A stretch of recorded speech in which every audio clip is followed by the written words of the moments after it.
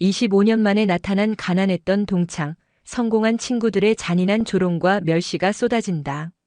모든 것을 잃은 절망의 순간 그들이 자랑하던 재벌 2세와 대기업 임원 남편들이 그녀를 보자마자 충성을 외치며 격려한다. 사령관님, 그녀의 진짜 정체가 드러나자 연회장은 얼어붙고 비굴한 사과가 쏟아지지만 이미 늦었다. 가장 높은 곳에서 가장 낮은 곳으로 오만했던 이들에게 내려지는 통쾌하고 처절한 심판이 시작된다.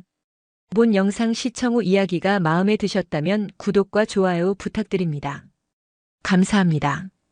비무장지대 DMZ의 철책선 위로 번지는 노을은 언제나 피처럼 붉고 스산했다. 대한민국 최전방을 지키는 제7기동군단, 북진선봉군단의 사령부 지휘통제실 안 대형 스크린 위로 펼쳐진 가상 전장 상황도가 쉴 새 없이 깜빡였다. 보고합니다. 적 특작부대 방열리 일대 야산으로 침투 예상. 아군 3여단 수색대대 즉시 대응 태세에 돌입했습니다. 긴박한 보고가 쩌렁쩌렁 울렸지만 지휘관석에 앉은 이하늘 소장의 눈빛은 호수처럼 고요했다. 군복의 각 잡힌 어깨 위 2개의 별이 노을빛을 받아 희미하게 빛났다.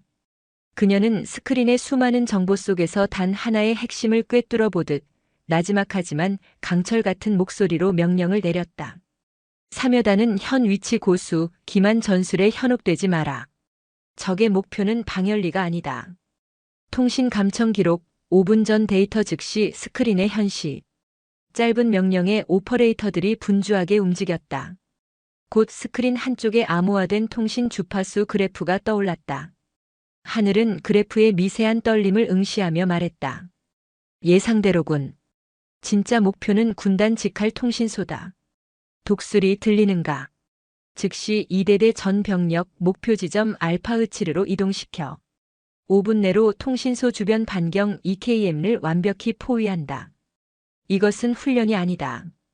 실제 상황으로 간주하고 대응하라. 독수리 알겠습니다. 수화기 너머로 단호한 목소리가 울려 퍼졌다. 하늘의 예측은 단 한 번도 빗나간 적이 없었다. 그녀의 직관은 수많은 전술 데이터와 피말리는 경험이 녹아든 결정체였다. 지휘통제실에 감돌던 긴장감이 신뢰감으로 바뀌는 순간 그녀의 개인 단말기가 조용히 진동했다. 작전 중 개인적인 연락은 확인하지 않는 것이 철칙이었지만 발신자는 서진고등학교 25기 동창회 준비위원회였다. 순간 하늘의 강철 같던 표정에 미세한 균열이 일었다. 서진고. 그 이름은 25년 동안 의식의 저편에 봉인해 두었던 판도라의 상자였다. 상자 속에는 곰팡내 나는 반지하 방의 습기와 멸시와 조롱으로 얼룩진 소녀의 눈물이 가득했다.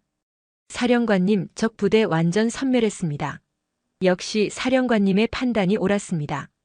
부관의 흥분된 목소리가 그녀를 현실로 끌어냈다. 하늘은 다시 지휘관의 얼굴로 돌아와 짧게 고개를 끄덕였다. 잘했다. 피해 상황 보고하고 부대 재정비하도록. 지휘통제실은 승리의 안도감으로 가득 찼지만 하늘의 마음속에는 차가운 바람이 불기 시작했다. 손안의 단말기가 마치 과거의 망령처럼 느껴졌다. 25년 만에 열린 판도라의 상자, 그녀는 과연 그것을 마주할 용기가 있을까? DMZ의 노을이 그 어느 때보다 시리게 느껴지는 밤이었다. 이 하늘의 유년 시절은 가난이라는 2글자로 요약될 수 있었다. 아버지는 그녀가 10살 때 사고로 돌아가셨고 식당 일을 하던 어머니는 홀로 2 남매를 키우셨다. 가족의 보금자리는 햇볕 한 줌 들지 않는 도시 외곽의 반지하 방이었다. 여름이면 벽지를 타고 검은 곰팡이가 피어났고 겨울이면 외풍에 잠을 설쳤다. 하늘에게 교복은 사치였다. 선배들에게 물려받아 소매 끝이 해진 교복, 군데군데 꿰맨 자국이 있는 가방은 그녀의 상징과도 같았다. 그런 그녀를 서진고등학교의 퀸으로 군림하던 김유라가 가만둘 리 없었다. 어머, 이하늘. 너 그 교복 또 입고 왔네? 무슨 성의를 보여야지 3년 내내 똑같아. 혹시 그거 내 몸이랑 한 세트니? 유라의 날카로운 목소리에 주변의 아이들이 까르르 웃음을 터뜨렸다.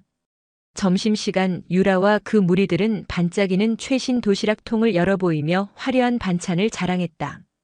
하늘은 사람들 눈을 피해 계단 구석에 쪼그려 앉아 어머니가 새벽에 싸주신 식어버린 김치볶음밥이 담긴 낡은 양은 도시락을 열었다. 그 냄새마저도 아이들에게는 놀림거리였다. 이게 무슨 냄새야? 시궁창 냄새 아니야? 가장 아팠던 기억은 수학여행 때였다. 모두가 들떠 장기자랑을 준비할 때 하늘은 참가비를 내지 못해 학교에 남아야 했다. 교실에 홀로 남아 창밖을 보는데 관광버스에 오르던 유라가 그녀를 발견하고는 손가락질하며 외쳤다. 얘들아, 저기 좀 봐. 이하늘 전교 1등은 좋겠다. 우리 놀러 갈 때 혼자 학교에서 공부도 하고. 그 순간 하늘은 다짐했다. 이 지긋지긋한 가난과 멸시의 고리를 반드시 끊어내겠다고. 누구도 자신을 함부로 무시할 수 없는 존재가 되겠다고. 그날 이후 그녀는 독하게 공부했다. 잠을 줄여가며 책을 파고들었고 체력을 기르기 위해 매일 새벽 운동장을 달렸다. 그녀의 유일한 친구는 어두운 반지하 방 창문 틈으로 보이던 밤하늘의 희미한 별빛뿐이었다. 그 별을 보며 언젠가 자신도 저렇게 높고 단단하게 빛나리라 맹세했다. 고3 졸업식 날 하늘은 전교 수석으로 졸업하며 모두가 선망하는 육군사관학교의 수석으로 합격했다. 단상 위에서 졸업생 대표 연설을 하던 그녀는 자신을 비웃던 아이들을 덤덤히 바라보았다. 그들의 얼굴에는 놀라움과 어색함이 뒤섞여 있었다. 김유라만이 불쾌한 표정으로 그녀를 쏘아보고 있었다. 그것이 그들과의 마지막이었다. 하늘은 지난 25년간 단 한 번도 과거를 돌아보지 않았다. 오직 앞만 보고 달렸다. 스스로를 채찍질하며 가장 험하고 힘든 길을 선택했다. 그리고 마침내 그녀는 어릴 적 꿈꾸던 별이 되어 있었다. 하지만 그 별은 수많은 눈물과 상처 위에서 피어난 강철의 별이었다. 군단장 관사는 최전방의 긴장감과는 동떨어진 소박하고 따뜻한 공간이었다. 퇴근한 하늘을 맞이한 것은 구수한 된장찌개 냄새와 남편 서지혁의 미소였다. 국내 최고의 방위산업체에서 수석 연구원으로 일하는 지혁은 하늘의 가장 든든한 버팀목이자 유일한 안식처였다. 오늘 훈련은 힘들지 않았어? 표정이 안 좋아 보이네. 앞치마를 두른 채 저녁을 차리던 지혁이 걱정스럽게 물었다. 하늘은 식탁에 앉으며 낮에 받은 동창회 문자를 그의 앞에 내밀었다. 지혁은 문자를 찬찬히 읽어보더니 아내의 굳은 표정을 마주보았다. 서진고. 김유라, 그 이름 기억나. 당신이 가끔 악몽 꿀 때 중얼거리던 이름이잖아. 하늘은 씁쓸하게 웃었다. 25년이나 지났는데도 이렇게 선명하다니. 나도 참 지독하지. 지혁은 하늘의 손을 따뜻하게 감싸주었다. 그의 손은 언제나 그랬듯 크고 단단했다. 지독한 게 아니라 상처가 그만큼 깊었다는 뜻이야. 당신이 얼마나 힘들게 그 시간을 버텨냈는데. 가기 싫으면 가지 마. 아무도 당신을 비난할 수 없어. 남편의 위로에 하늘은 고개를 저었다. 아니, 가야 할 것 같아. 더 이상 도망치고 싶지 않아. 내가 이걸 신경 쓴다는 것 자체가 아직 내가 그 과거에 묶여 있다는 증거니까. 그녀는 창밖의 어둠을 바라보며 나지막이 말했다. 그때의 이 하늘은 울기만 했어. 하지만 지금의 나는 달라. 나는 더 이상 그들의 말 한마디에 상처받는 18살 소녀가 아니야. 그걸 나 스스로에게 증명해주고 싶어. 지혁은 아내의 눈에서 흔들림 없는 결의를 읽었다. 그는 조용히 일어나 벽에 걸린 하늘의 장군 정복을 바라보았다.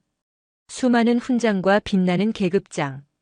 그것은 그녀가 피와 땀으로 일궈낸 삶의 증거였다. 좋아. 당신의 결정을 존중해. 대신 약속해.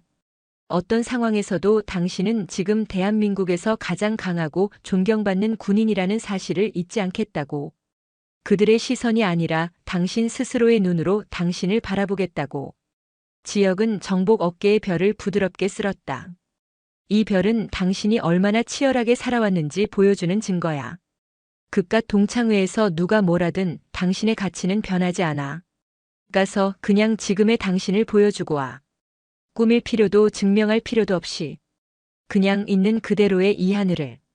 남편의 말에 하늘의 마음속을 휘젓던 폭풍이 조금씩 잦아들었다. 그래, 나는 더 이상 도망치지 않는다.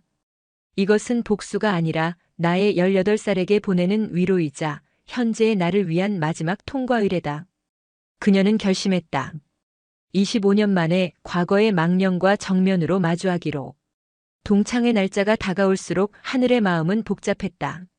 낮에는 수천 명의 병력을 지휘하는 카리스마 넘치는 사령관이었지만 밤이 되면 어김없이 과거의 악몽이 그녀를 찾아왔다.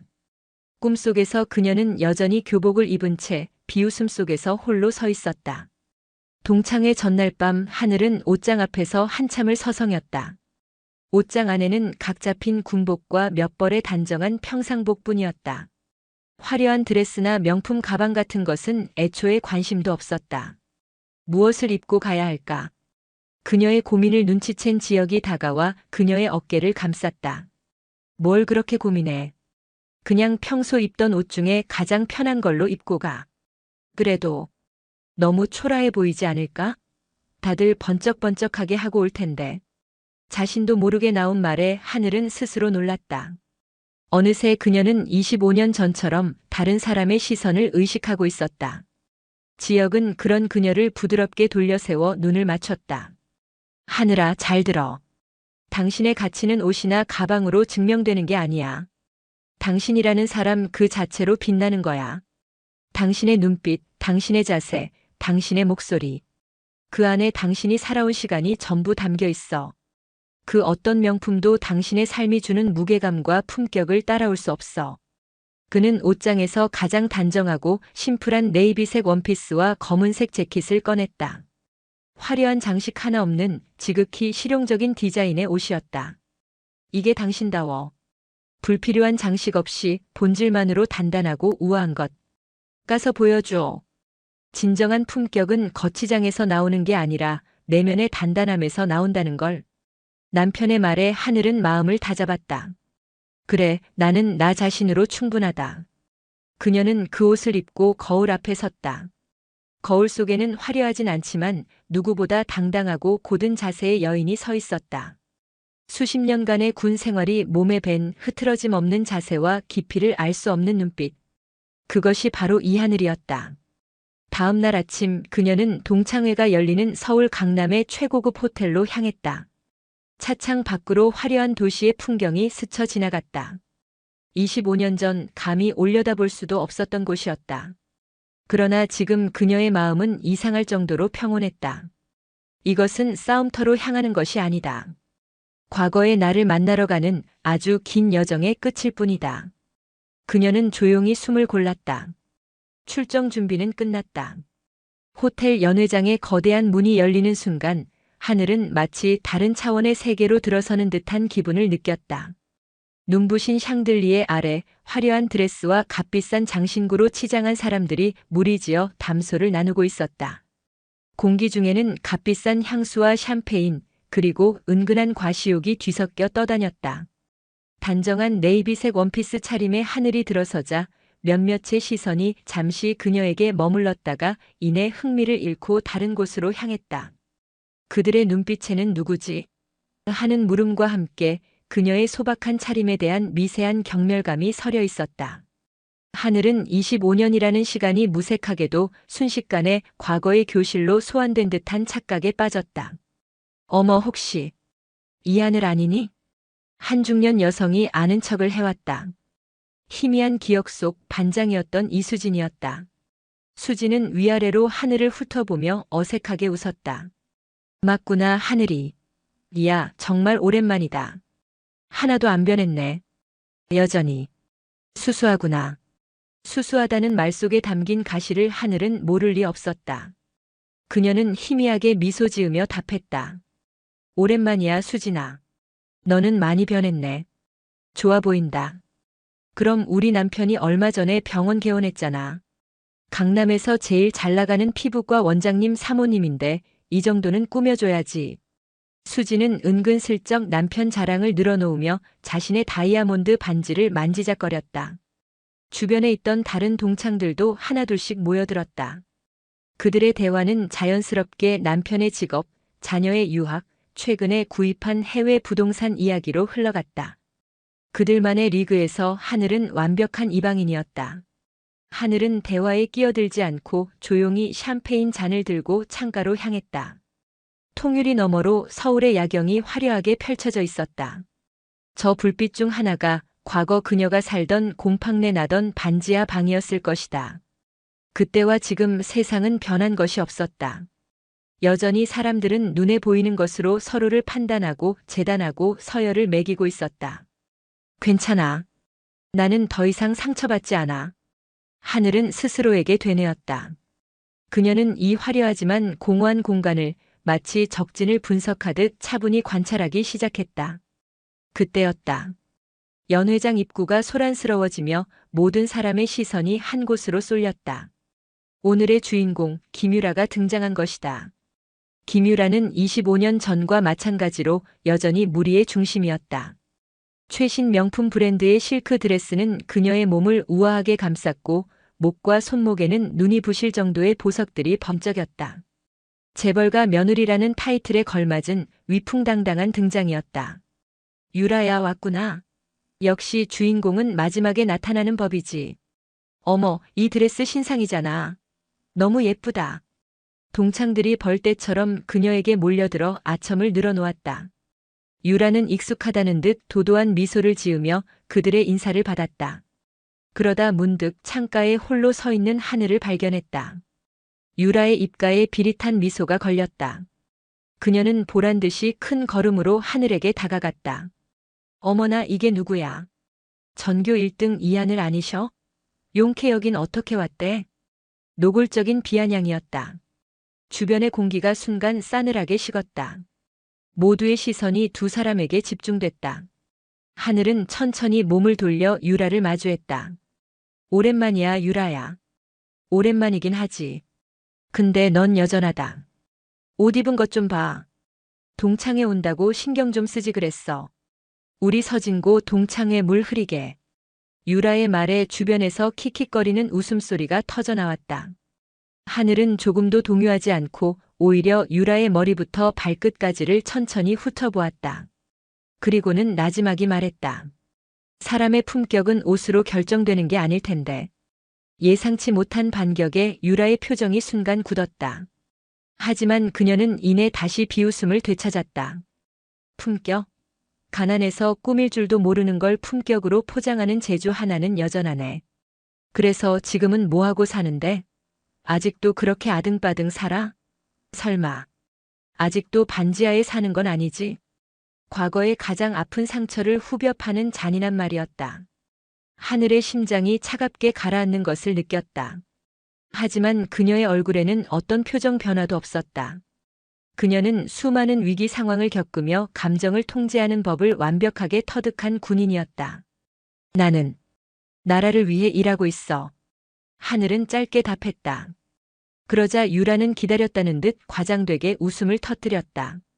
나라를 위해 일해? 아, 동사무소 같은 데서 일하는 공무원인가 보네. 어쩐지 행색이 딱 그래. 고생이 많다, 친구야. 우리 남편은 이번에 회사에서 상무로 승진했는데 너 같은 사람 연봉은 우리 남편 술값도 안 되겠다. 그때 유라의 남편인 듯한 중년 남성이 다가와 유라의 어깨를 감쌌다. IT 기업의 상무라는 박성민이었다. 그는 하늘을 위아래로 훑어보더니 경멸적인 눈빛으로 말했다. 여보, 이런 분이랑 말 섞지 마. 수준 떨어지게. 모욕적인 언사가 사방에서 날아들었다. 하늘은 조용히 눈을 감았다. 이곳은 전쟁터였다. 총성 없는 전쟁터. 그리고 그녀는 이 전쟁에서 결코 물러설 생각이 없었다. 박성민의 모욕적인 말을 시작으로 동창회의 분위기는 노골적인 이한을 따돌리기로 변해갔다. 김유라를 중심으로 한 무리는 하늘을 투명인간 취급하거나 들으라는 듯 그녀의 과거를 비웃는 이야기를 주고받았다. 기억나? 이하늘께 도시락에서 맨날 시큼한 냄새 났잖아. 수학여행 때 혼자 학교 지켰던 거? 아, 진짜 불쌍했는데. 그들은 하늘이 없는 사람처럼 행동하며 웃고 떠들었다. 일부러 그녀의 어깨를 툭 치고 지나가며 어머 미안. 있는 줄 몰랐네라고 말하는 사람도 있었다. 25년 전 교실에서 벌어졌던 일이 완벽하게 재현되고 있었다. 하늘은 그 모든 것을 묵묵히 받아내며 테이블에 차려진 음식을 접시에 담았다. 그녀는 배가 고팠다. 이런 상황일수록 잘 먹고 정신을 차려야 한다는 것은 군에서 배운 생존 철학이었다. 그녀가 음식을 먹는 모습을 보며 유라가 또다시 비아냥거렸다. 어머, 쟤 좀 봐. 저렇게 서럽게 먹는다. 누가 보면 며칠 굶은 줄 알겠어. 하긴 이런 호텔 음식은 처음 먹어보겠지. 하늘은 대꾸하지 않았다. 대신 접시를 깨끗이 비운 후 동창 회장에게 다가갔다. 동창 회장은 유라의 눈치를 보며 어쩔 줄 몰라 하고 있었다. 회장, 오늘 동창회 준비하느라 고생 많았어. 정말 멋진 자리네. 하늘의 담담한 칭찬에 동창 회장의 얼굴이 살짝 붉어졌다. 하지만 그는 곧 유라의 눈치를 살피며 헛기침을 했다. 그래. 하늘이 내가 와줘서. 좋네. 그때 유라의 남편 박성민이 술이 거나하게 취한 채 다가와 하늘의 앞을 막아섰다. 그는 술 냄새를 풍기며 비틀거렸다. 이봐요, 아줌마. 아까부터 왜 이렇게 분위기를 망쳐요? 보아하니 사는 것도 구질구질한 것 같은데 주제 파악 좀 하고 조용히 있다가 가지. 어디서 감히 우리 유라 친구인 척이야? 박상무님 그만하세요. 몇몇 동창들이 말렸지만 박성민은 더욱 기세등등해져서 하늘에게 손가락질을 했다. 당신 같은 사람은 이런 데 오면 안 돼. 여기가 어디라고 감히 발을 들여? 당신 남편은 뭐 하는 사람인데? 뻔하지 뭐. 공사판에서 막노동이나 하는 거 아니야? 그래서 당신이 이렇게 푼돈이라도 벌려고 동사무소 다니는 거고. 순간 하늘의 눈빛이 얼음장처럼 차갑게 변했다. 자신을 모욕하는 것은 참을 수 있었다. 하지만 사랑하는 남편까지 모욕하는 것은 용납할 수 없었다. 그녀는 처음으로 목소리에 감정을 싣고 입을 열었다. 당신 지금 한 말 책임질 수 있습니까? 낮고 조용했지만 그 목소리에는 수천 명의 군사를 호령하는 장군의 위엄이 서려 있었다. 시끄럽던 연회장이 순간 조용해졌다.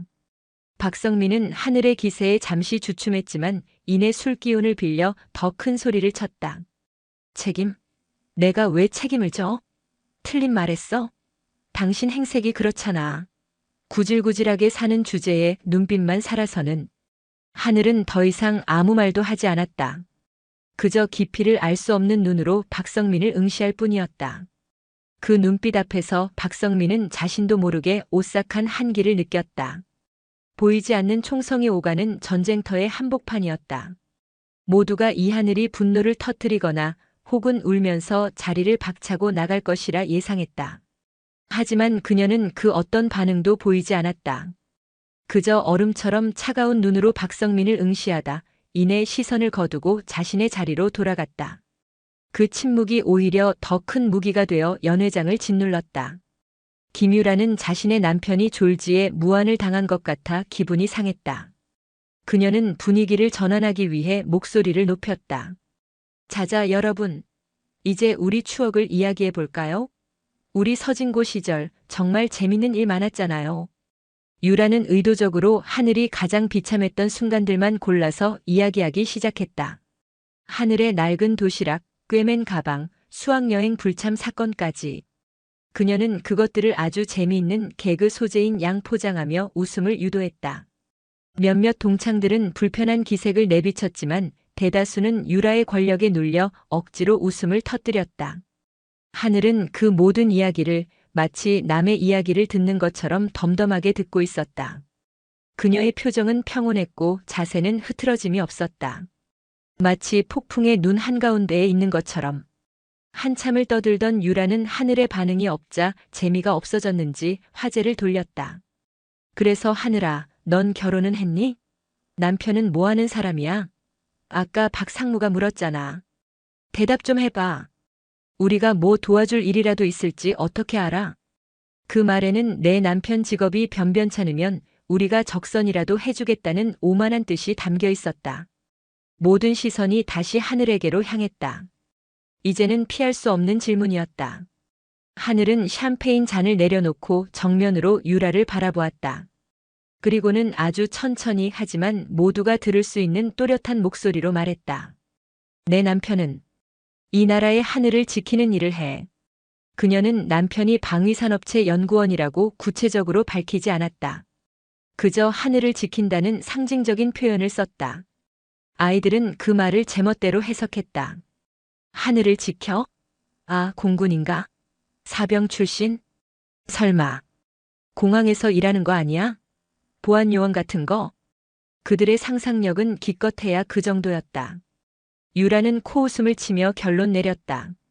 어쨌든 별 볼 일 없는 직업이라는 거네. 됐다. 더 물어보기도 민망하다. 바로 그때 동창 회장이 마이크를 잡고 외쳤다. 자, 여러분. 이제 슬슬 동창회의 하이라이트. 단체 사진 촬영 시간이 돌아왔습니다. 남편분들도 모두 앞으로 나와주세요. 우리 서진고 25기의 영광스러운 모습을 역사에 남깁시다. 그 말이 떨어지기 무섭게 연회장 곳곳에 흩어져 있던 남편들이 아내의 옆으로 모여들기 시작했다. 박성민도 의기양양하게 유라의 허리를 감쌌다. 하늘은 여전히 혼자였다.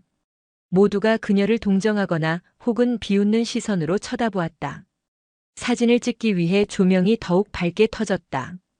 이제 곧 이 잔인한 연극의 마지막 막이 오르려 하고 있었다.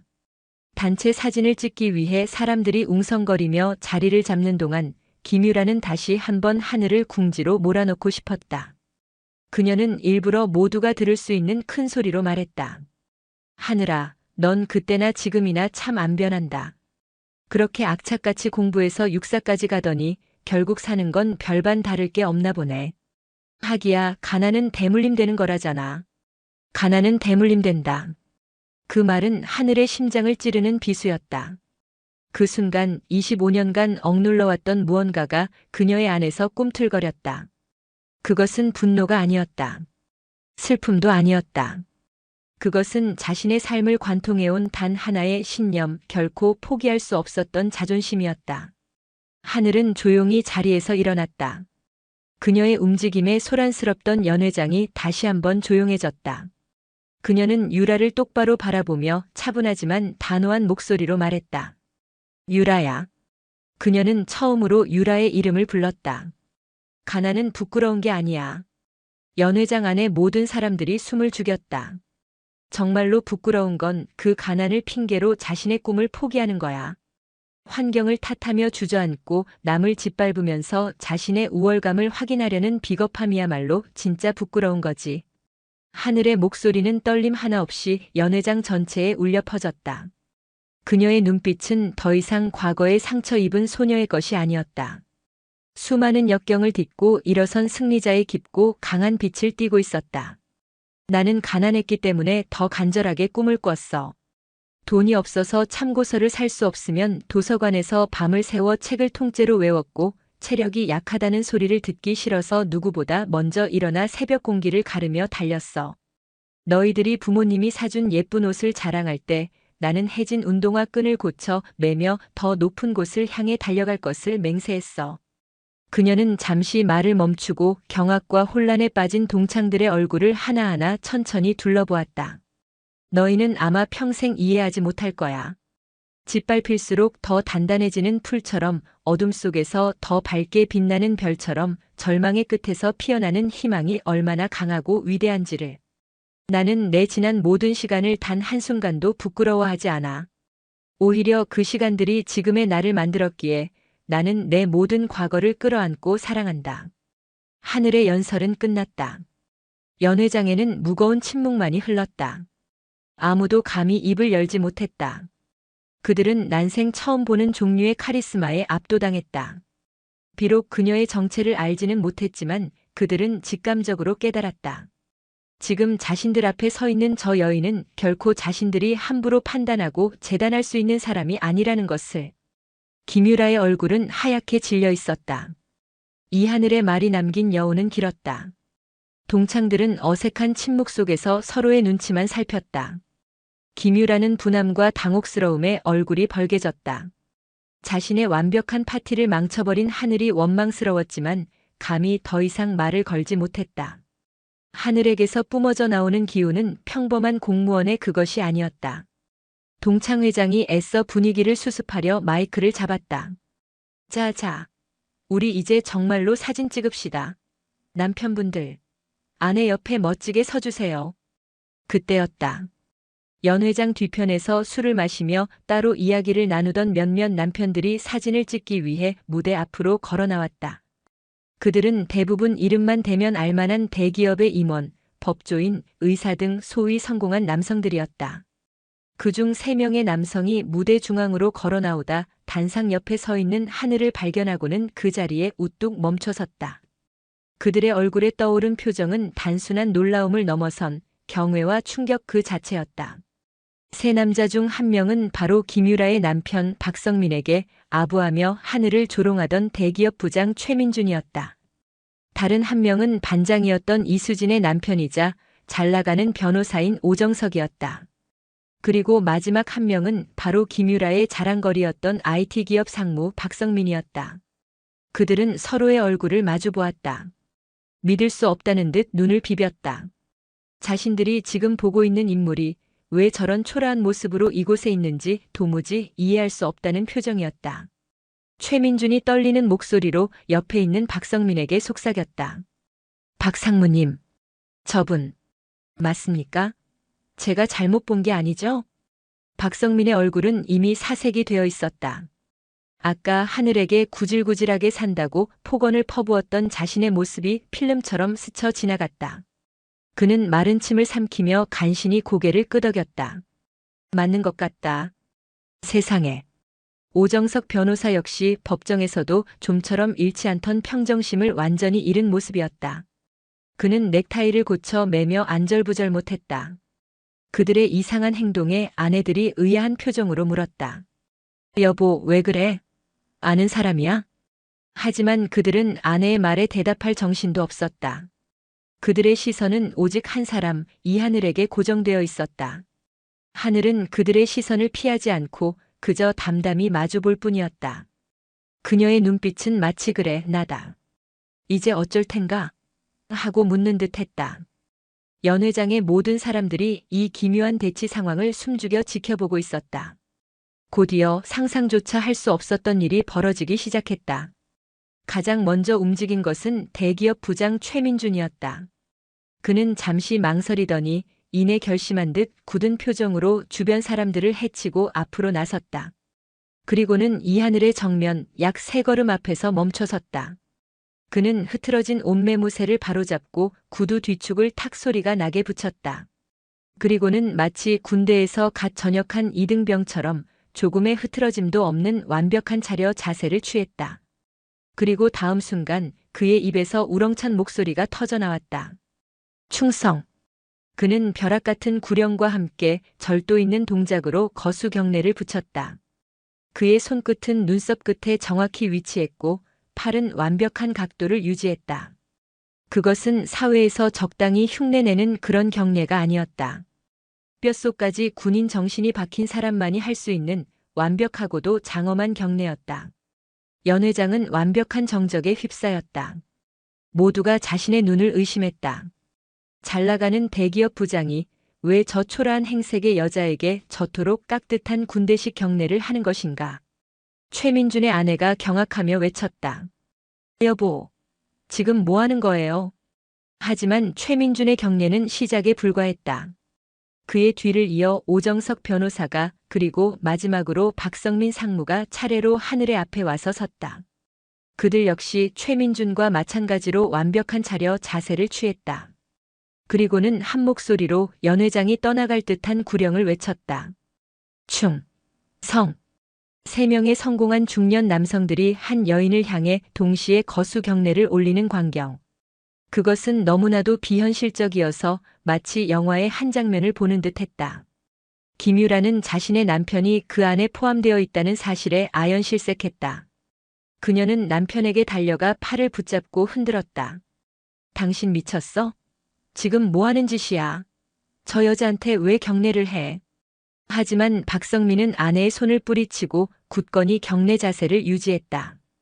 그의 이마에서는 식은땀이 비오듯 흘러내리고 있었다. 그리고 마침내 최민준이 떨리지만 분명한 목소리로 이하늘의 정체를 만천하에 공개했다. 육군 제7기동군단장 소장 이하늘 사령관님께 대하여 경례. 소장, 사령관. 그 단어들이 연 회장 안에 폭탄처럼 터져나왔다. 소장, 이하늘 사령관님. 최민준의 입에서 나온 단어들은 날카로운 파편이 되어 연회장 안의 모든 사람들의 고막에 박혔다. 시간이 멈췄다. 웃음소리도 수군거림도 음악소리도 모두 사라진 완전한 정적. 사람들은 방금 들은 말을 이해하기 위해 필사적으로 머리를 굴렸지만 현실 감각은 좀처럼 돌아오지 않았다. 소장, 투스타, 장군, 사단보다 상위 부대인 군단을 지휘하는 사령관. 그것은 일반인들은 평생 드라마나 뉴스에서나 접할 수 있는 아득히 먼 세계의 직책이었다. 그런데 그 직책의 주인이 바로 자신들이 동사무소 직원, 구질구질한 아줌마라며 무시하고 조롱했던 저 여자 이하늘이라고. 모두의 시선이 경례를 받고 있는 하늘에게로 향했다. 그녀는 여전히 담담한 표정으로 서 있었다. 하지만 이제 그녀의 단정한 네이비색 원피스와 재킷은 더 이상 초라해 보이지 않았다. 불필요한 모든 것을 덜어낸 절대적인 권위와 품격의 상징처럼 보였다. 그녀의 깊은 눈빛과 흐트러짐 없는 자세는 수만 명의 생명을 책임지는 지휘관의 무게 그 자체였다. 가장 큰 충격을 받은 것은 김유라였다. 그녀는 자신의 남편 박성민과 이하늘을 번갈아 쳐다보며 제대로 서 있지도 못한 채 휘청거렸다. 사령관, 당신 저 여자가 누군지 알고 있었어? 박성민은 경례 자세를 풀지 않은 채 죽어가는 목소리로 대답했다. 몰랐어. 오늘 여기서 처음. 25년 만에 처음 봤다고. 박성민은 육군사관학교를 졸업하고 장교로 임관했지만 적성에 맞지 않아 대위로 전역하고 IT 업계에 투신한 케이스였다. 최민준과 오정석 역시 장교 출신이었다. 그들에게 군단장이라는 존재는 하늘과 같은 사람이었다. 감히 눈도 마주칠 수 없는 살아있는 전설. 그런데 자신은 그 전설에게 무슨 짓을 한 것인가? 구질구질하게 산다고 남편은 막노동꾼일 것이라고 온갖 모욕적인 말을 퍼부었다. 눈앞이 캄캄해졌다. 상무라는 자신의 직위가 이 상황에서는 먼지처럼 하찮게 느껴졌다. 반장이었던 이수진은 입을 틀어막은 채 주저앉았다. 다른 동창들의 얼굴은 하얗게 혹은 파랗게 질려 있었다. 자신들이 던졌던 비웃음과 경멸의 말들이 부메랑이 되어 뒤통수를 강타하는 끔찍한 기분이었다. 시간이 얼마나 흘렀을까? 하늘은 경례를 하는 세 사람을 향해 조용히 고개를 끄덕이며 말했다. 그만 자세 풀어도 좋다. 그녀의 목소리는 여전히 나지막했지만 그 안에는 거역할 수 없는 힘이 실려 있었다. 세 사람은 그제야 경례를 풀고 차려 자세로 섰다. 하늘은 그들을 그리고 연회장의 모든 사람들을 천천히 둘러보며 입을 열었다. 잔인한 연극의 마지막 막은 이제 그녀의 손에 달려 있었다. 모두 서진고 동문들이니 편하게 있도록. 이하늘의 말이 떨어지자 박성민을 비롯한 3명의 장교 출신 동문들은 거의 반사적으로 아닙니다. 편히 계십시오. 라고 외쳤다. 사회에 나온 지 10수년이 지났지만 군단장 앞에서 편하게 행동하는 법은 그들의 유전자에 입력되어 있지 않았다. 그 모습을 지켜보는 다른 동창들의 얼굴은 이제 경악을 넘어 공포에 가까웠다. 특히 아내들은 자신의 남편들이 저토록 쩔쩔매는 모습을 난생 처음 보았다. 김유라는 이제 상황 파악이 되기 시작했다. 이하늘은 그냥 장군이 아니었다. 대한민국 육군에서 손꼽히는 실세이자 자신의 남편 같은 예비역 장교들에게는 신과 같은 존재였다. 그녀는 방금 전까지 자신이 퍼부었던 독설들을 떠올렸다. 등줄기를 타고 식은땀이 폭포수처럼 흘러내렸다. 동창들의 태도는 180도 바뀌었다. 조금 전까지 하늘을 투명인간 취급하던 사람들이 이제는 어떻게든 그녀에게 눈도장을 찍으려고 안달이 난 듯 보였다. 하늘아. 아니, 이 사령관님. 와, 정말 몰랐네. 내가 이럴 줄 알았어. 어쩐지 처음부터 포스가 남다르다 했지. 맞아. 옷 입은 것 좀 봐. 저게 진짜 품격이지. 명품으로 치장한 우리는 다 가짜였어. 조금 전까지 하늘의 옷차림을 비웃던 이수진이 가장 먼저 나서서 아첨을 떨었다. 다른 사람들도 뒤질세라 찬사를 쏟아내기 시작했다. 우리 서진고의 자랑이다. 대한민국을 지키는 별이 되셨다니 정말 영광입니다. 사령관님, 아까 제가 드린 말씀은 전부 농담인 거 아시죠? 제가 원래 입이 좀 거칠어서. 하늘은 그들의 역겨운 아첨을 들으며 25년 전 졸업식 날을 떠올렸다. 육사 수석 합격 사실이 알려졌을 때도 그들은 바로 지금처럼 태도를 바꿨었다. 인간의 속성은 이토록 변하지 않는 것인가? 그녀는 씁쓸한 미소를 지었다. 가장 비참한 것은 김유라였다. 그녀는 동창회의 주인공에서 하루아침에 역적으로 전락했다. 모든 사람들의 시선이 그녀에게 비난의 화살처럼 날아와 꽂혔다. 내가 감히 사령관님께 무슨 짓을 한 거냐고 말하는 듯 했다. 그녀는 평생 느껴보지 못했던 수치심과 공포에 몸을 떨었다. 하늘은 그 모든 광경을 조용히 지켜보았다. 그녀는 복수를 위해 이곳에 온 것이 아니었다. 하지만 그녀의 존재 자체가 그들의 가면을 벗기고 위선을 드러내는 가장 완벽한 복수가 되어버렸다. 동창회가 파하고 사람들이 뿔뿔이 흩어지는 동안 연회장 곳곳에서는 조용한 비명들이 터져나왔다. 당신, 제정신이야? 어떻게 나한테 한마디도 안 할 수가 있어? 상대가 군단장인 줄도 모르고 내가 무슨 짓을 했는지 알아? 김유라는 호텔 주차장으로 가는 복도에서 남편 박성민의 멱살이라도 잡을 기세로 소리쳤다. 박성민은 죽을 죄를 지은 사람처럼 고개를 숙인 채 변명했다. 나도 정말 몰랐다고. 25년 만에 봤는데 내가 어떻게 알아? 그리고 당신이 먼저 그 친구분. 아니, 사령관님께 시비를 걸었잖아. 뭐?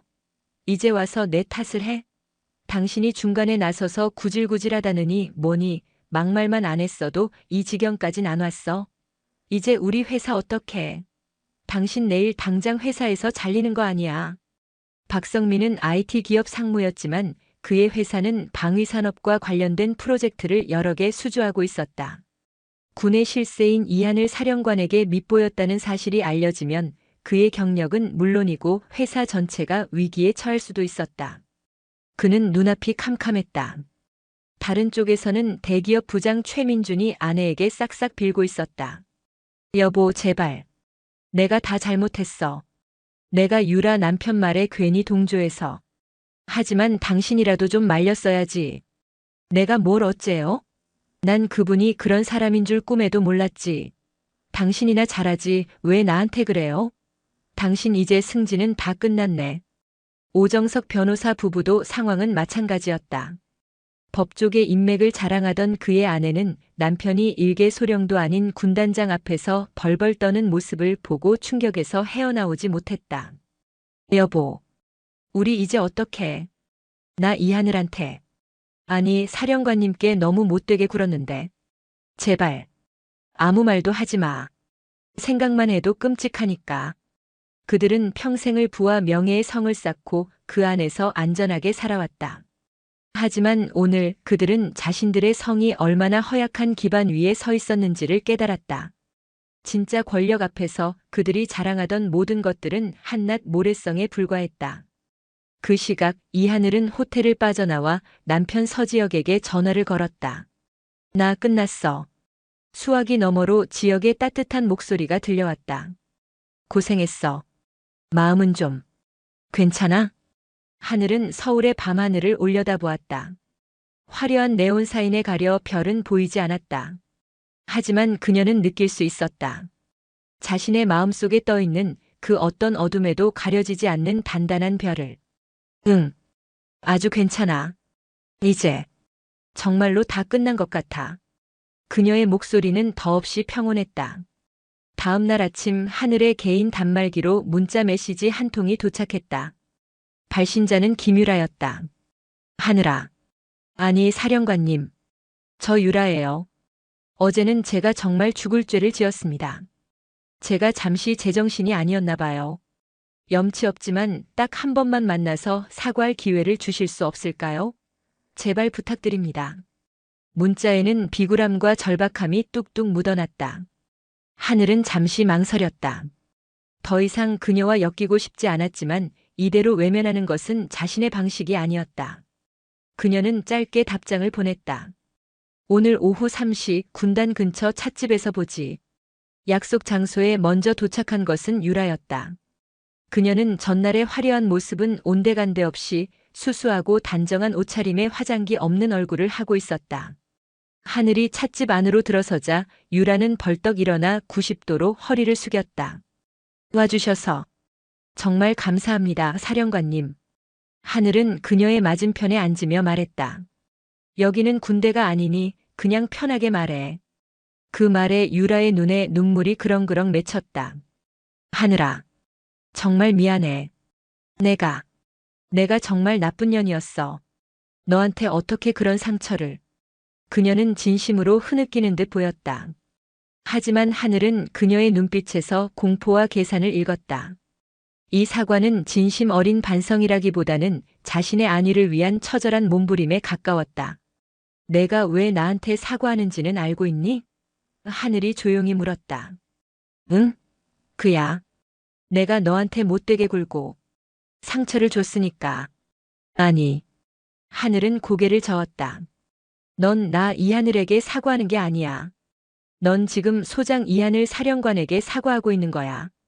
만약 어제 내 정체가 밝혀지지 않았다면 넌 지금도 나를 비웃고 있었을 테지. 정곡을 찔린 유라의 얼굴이 하얗게 질렸다. 아니야. 정말이야. 어제 내가 가난은 부끄러운 게 아니다라고 말했을 때 나 정말 머리를 한 대 맞은 것 같았어. 그때부터 이미 후회하고 있었어. 그녀는 필사적으로 변명했지만 하늘은 더 이상 듣지 않았다. 됐다. 내 사과가 진심이든 아니든 이제 나에게는 중요하지 않아. 나는 더 이상 내 말 한마디에 흔들리는 18살 소녀가 아니니까. 하늘은 찻잔을 들었다.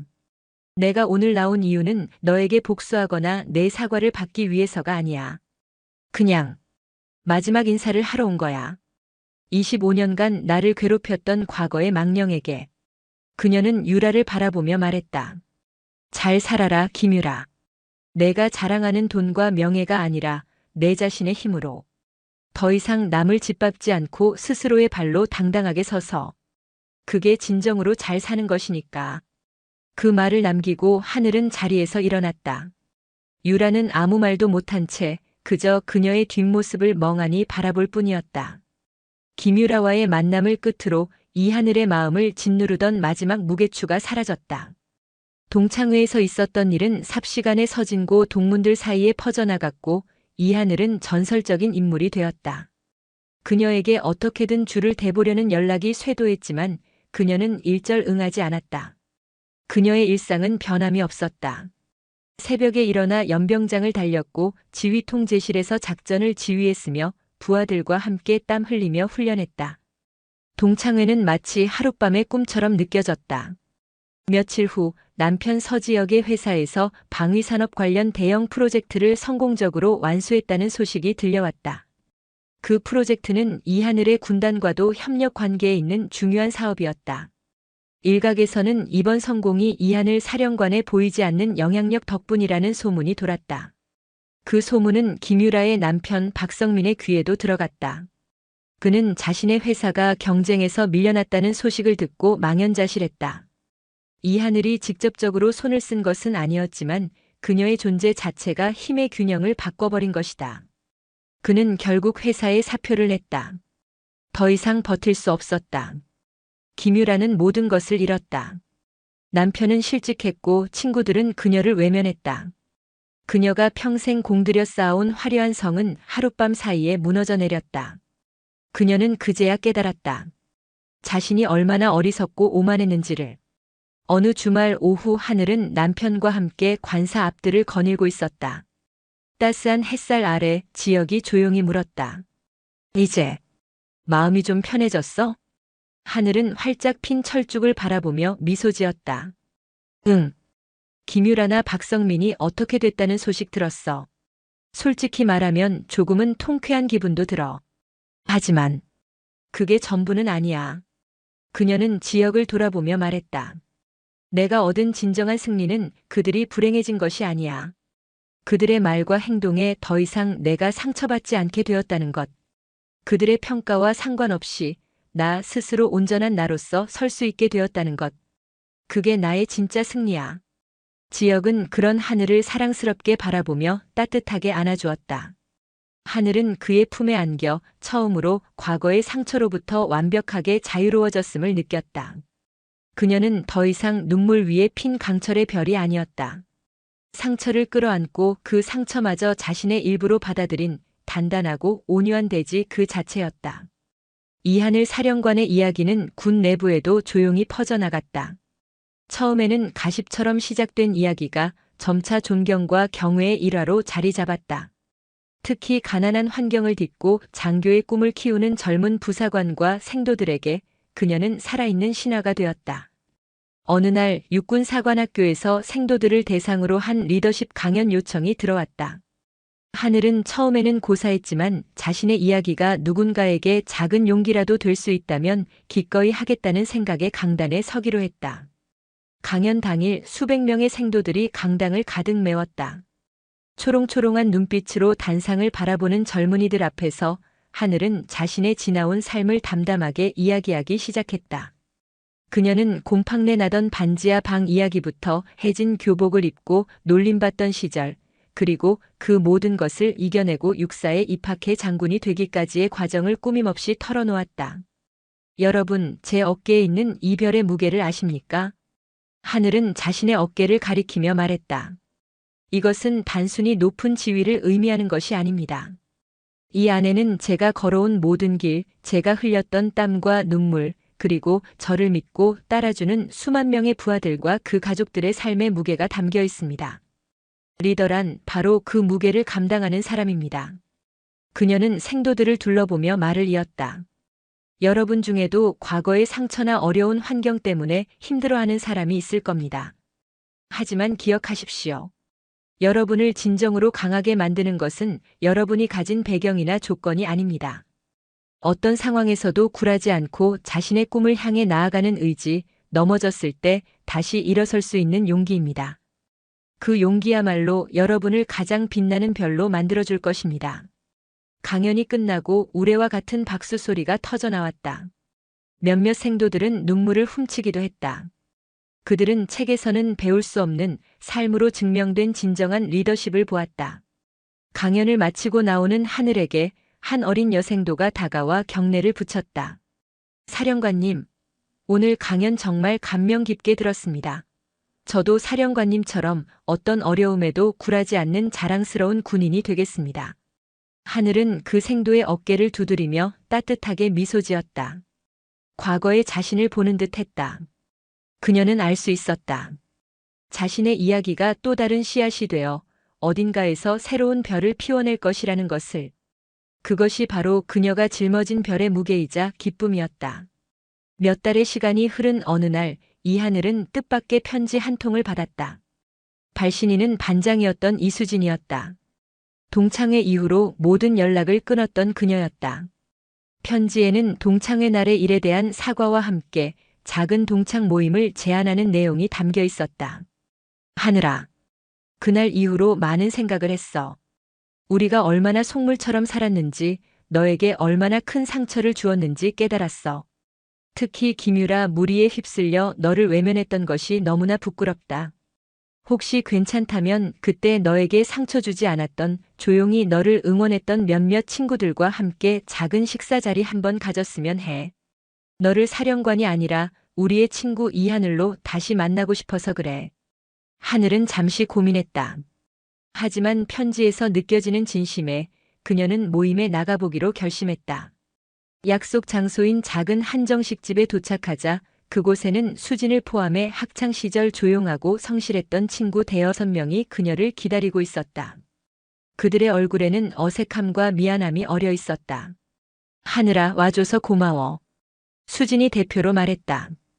우리가 그날 너한테 너무 미안했어. 나서서 널 변호해주지 못해서. 하늘은 부드럽게 미소 지으며 말했다. 괜찮아. 그 상황에서 그러기 쉽지 않았을 거라는 거 알아. 이렇게 다시 얼굴 보니 좋다. 그들은 사령관 이하늘이 아닌 친구 이하늘을 대하며 조심스럽게 안부를 물었다. 군 생활은 힘들지 않은지, 남편과는 어떻게 만났는지. 하늘은 처음으로 동창들 앞에서 자신의 삶을 편안하게 이야기했다. 이야기를 나누던 중 한 친구가 조심스럽게 물었다. 하늘아, 혹시 김유라 소식 들었어? 아니, 들은 거 없어. 남편 회사 망하고 이혼했다고 하더라고. 지금은 어디서 뭘 하는지 아무도 모른대. 그렇게 잘 나가던 애가 참 인생무상이다 싶어. 친구의 말에 하늘은 아무런 대답도 하지 않았다. 그녀의 마음속에는 통쾌함도 동정심도 없었다. 그저 모든 것은 자신이 뿌린 씨앗대로 거두는 법이라는 세상의 묵묵한 이치만을 느낄 뿐이었다. 식사가 끝나고 헤어질 무렵 수진이 하늘의 손을 꼭 잡았다. 하늘아, 앞으로 우리 자주 연락하고 지내자. 너는 우리 서진고의 자랑이야. 정말로. 그날 밤 하늘은 오랜만에 학창시절 앨범을 꺼내보았다. 사진 속 잔뜩 주눅이 든 채 웃고 있는 자신의 모습이 보였다. 그녀는 사진 속의 어린 자신에게 속삭였다. 괜찮아. 너는 아주 잘 해냈어. 그리고 앞으로도 그럴 거야. 그것은 과거와의 완전한 화해였다. 1년 후 이하늘은 군단장 임기를 무사히 마치고 후배에게 지휘봉을 넘겨주었다. 그녀는 국방대학교의 정책연구위원이라는 새로운 보직을 받아 치열했던 최전방을 떠나게 되었다. 이제 그녀에게는 조금 더 많은 개인적인 시간이 주어졌다. 그녀는 남편 서지혁과 함께 예전부터 꿈꿔왔던 작은 시골 마을에 주말 주택을 마련했다. 전방의 긴장감 대신 흙냄새와 새소리가 가득한 곳이었다. 하늘은 주말마다 그곳에 내려가 텃밭을 가꾸고 책을 읽으며 평온한 시간을 보냈다. 그녀의 손은 더 이상 날카로운 작전 지도를 가리키는 대신 흙을 만지고 씨앗을 심었다. 그녀의 귀는 포성을 듣는 대신 바람소리와 남편의 웃음소리를 들었다. 군인 이하늘이 아닌 인간 이하늘로서의 삶을 온전히 누리는 시간이었다. 어느 맑은 가을날 부부는 뜰에 앉아 직접 수확한 고구마를 구워 먹고 있었다. 지혁이 문득 물었다. 당신 이제 정말 행복해 보여. 하늘은 따뜻한 고구마를 한 입 베어 물고는 파랗고 높은 가을 하늘을 올려다보았다. 행복. 글쎄, 나는 행복을 조차 살아오진 않은 것 같아.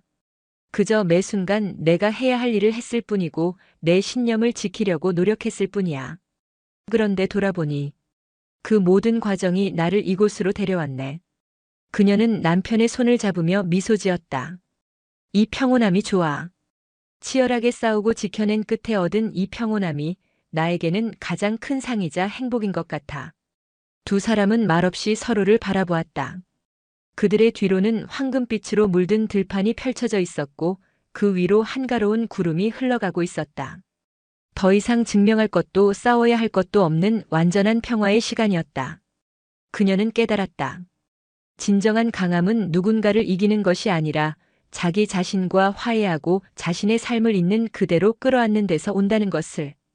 그녀는 마침내 자신만의 평온의 땅을 찾은 것이다. 세월이 흘러 이하늘은 대한민국 최초의 여성 합참의장이 될 것이라는 하마평에 오르내리는 살아있는 전설이 되었다. 하지만 그녀는 모든 제한을 고사하고 명예롭게 전역을 선택했다. 그리고는 자신의 경험을 바탕으로 위기 청소년들을 돕는 재단을 설립하는데 남은 생을 바치기로 결심했다. 그녀는 자신처럼 가난과 편견 속에서 힘들어하는 아이들에게 군인이 아닌 인생의 선배로서 손을 내밀어 주었다. 재단의 이름은 별을 심는 사람들이었다. 재단 창립 기념일 하늘은 작은 강당에서 아이들을 만나고 있었다. 그때 허름한 차림의 한 중년 여성이 머뭇거리며 그녀에게 다가왔다. 몹시 수척해진 얼굴, 깊게 팬 주름. 한참을 보고 나서야 하늘은 그녀가 김유라라는 것을 알아차렸다. 유라는 하늘의 앞에 서서 아무 말도 못하고 그저 눈물만 뚝뚝 흘렸다. 그녀의 눈빛에는 더 이상 오만함이나 질투가 없었다. 그저 깊은 참회와 회한만이 가득했다. 나 봉사활동하러 왔어. 여기서라도 내 죄를 조금이라도 씻을 수 있을까 해서. 하늘은 말없이 그녀를 바라보다가 조용히 손을 내밀어 그녀의 눈물을 닦아주었다. 잘 왔다. 유라야. 그녀의 목소리는 한없이 따뜻했다. 누구나 실수는 할 수 있어. 중요한 건 그 실수를 딛고 다시 일어서려는 용기야. 너도 이제 내 안의 별을 심을 때가 된 거야. 유라는 그 자리에 주저앉아 오열했다. 그것은 지난 수십 년간의 어리석음을 씻어내는 진정한 참회의 눈물이었다. 그날 저녁 하늘은 남편과 함께 DMZ가 보이는 전망대에 올랐다. 철책선 너머로 25년 전 그날처럼 붉은 노을이 지고 있었다. 하지만 더 이상 그 노을은 스산하거나 피처럼 보이지 않았다. 그것은 내일의 새로운 희망을 약속하는 장엄하고 아름다운 빛이었다. 하늘은 자신의 옆을 든든히 지켜주는 남편의 손을 잡았다. 그녀의 삶은 상처와 눈물로 시작되었지만 이제는 용서와 화해, 그리고 희망으로 가득 차 있었다. 그녀는 스스로의 힘으로 눈물 위에 강철의 별을 피워냈고 이제 그 별빛으로 세상을 따뜻하게 비추고 있었다. 노을이 지고 또 다른 아침이 오고 있었다.